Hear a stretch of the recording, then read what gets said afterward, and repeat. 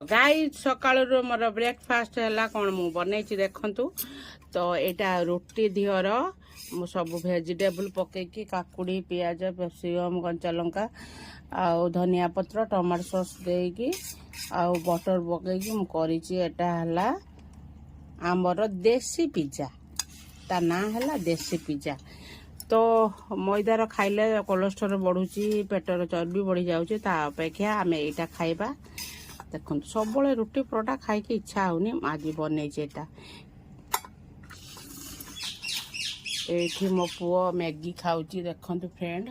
तो यहाँ अटा नूडल्स तो अटार तैयारी है से तार बनई खाऊची मोर यहाँ मु बनई। तो गाइज जदि मो भिडियोटा भल लगे निश्चित लाइक शेयर कमेंट करेंगे। आमती टेस्टी टेस्टी रेसिपी जदि देखापी चाहूे ताले मो चैनल को सब्सक्राइब करदे। आमती हेल्दी टेस्टी खाइबा सकाळु ब्रेकफास्ट करंतु अल्प जस्ट 0 ऑयल देखो हाथ जमा लगुनि। तो एमती खाया चेष्टा करंतु सुस्थ रुहंतु। Bye bye friend love you all.